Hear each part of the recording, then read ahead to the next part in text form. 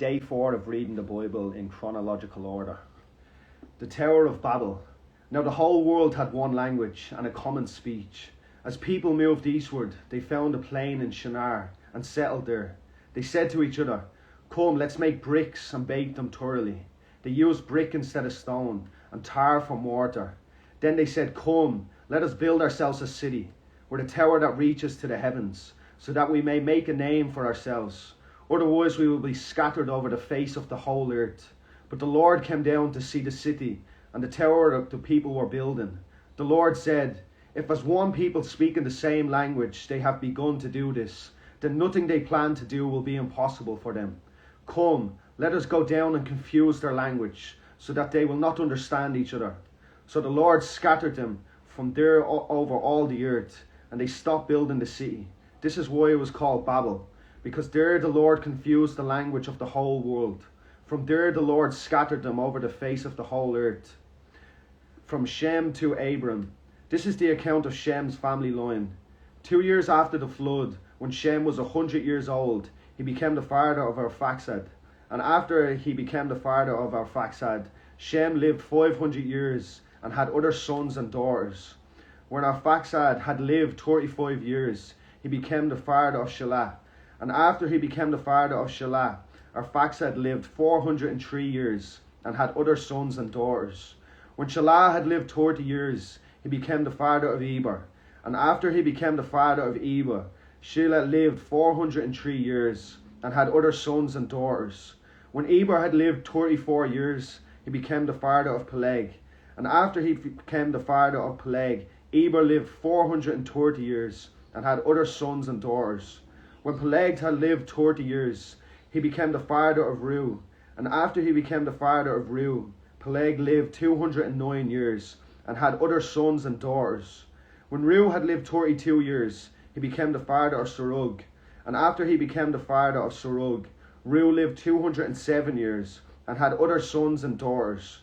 When Serug had lived 30 years, he became the father of Nahor. And after he became the father of Nahor, Serug lived 200 years and had other sons and daughters. When Nahor had lived 29 years, he became the father of Terah. And after he became the father of Terah, Nahor lived 119 years and had other sons and daughters.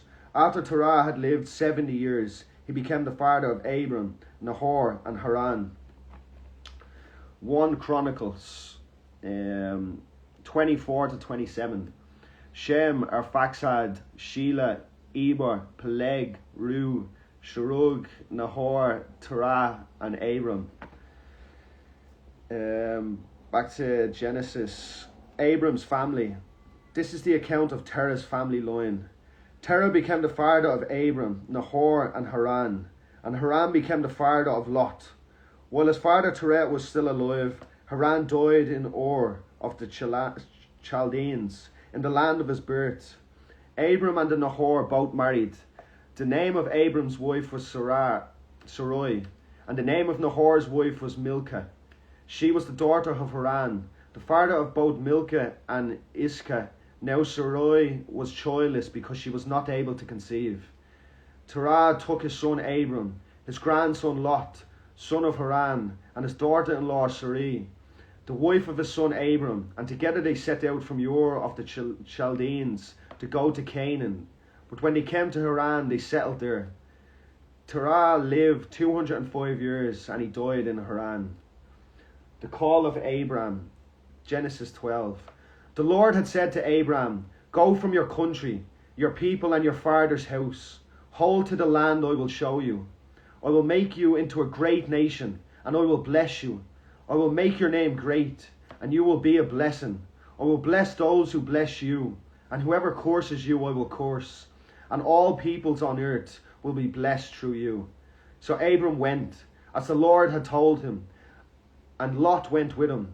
Abram was 75 years old when he set out from Haran. He took his wife Sarai, his nephew Lot, all the possessions they had accumulated, and the people they had acquired in Haran, and they had set out for the land of Canaan, and they arrived there. Abram travelled through the land as far as the site of the great tree of Moreh at Shechem. At that time the Canaanites were in the land.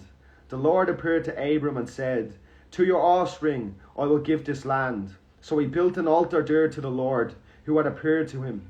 From there he went on towards the hills east of Bethel, and pitched his tent, with Bethel on the west and Ai on the east.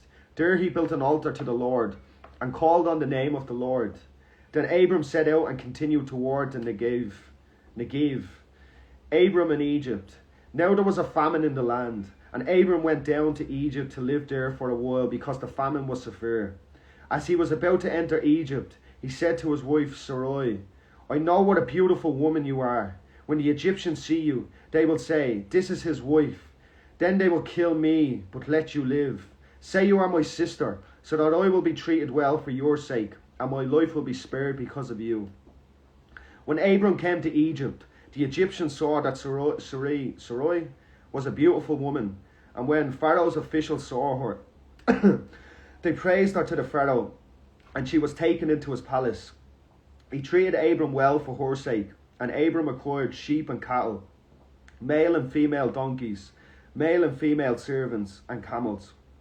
But the Lord inflicted serious diseases on Pharaoh and his household because of Abram's wife Sarai. So Pharaoh summoned Abram. What you have done to me, he said. Why didn't you tell me she was your wife? Why did you say she is my sister, so that I took her to be my wife? Now then, here is your wife. Take her and go. Then Pharaoh gave orders about Abram to his men, and they sent him on his way, and his wife and everything he had. Abram and Lot separate. Genesis 13. So Abram went up from Egypt to the Negev with his wife and everything he had, and Lot went with him. Abram had become very wealthy in livestock and in silver and gold.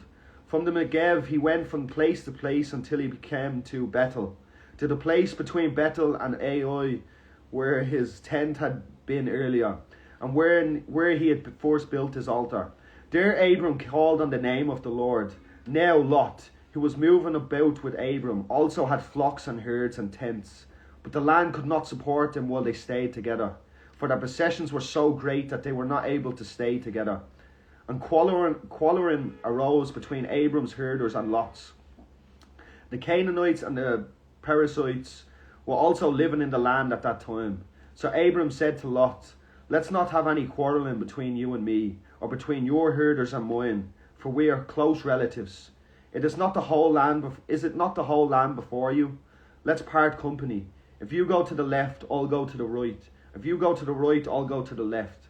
Lot looked around and saw that the whole plain of the Jordan towards Zoar was well watered, like the garden of the Lord. Like the land of Egypt, this was before the Lord destroyed Sodom and Gomorrah.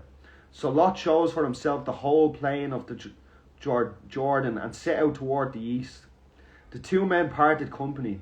Abram lived in the land of Canaan, while Lot lived among the cities of the plain and pitched his tents near Sodom. Now the people of Sodom were wicked and were sinning greatly against the Lord. The Lord said to Abram after Lot had parted from him, look around from where you are, to the north and south, to the east and west. All the land that you see I will give to you and your offspring forever.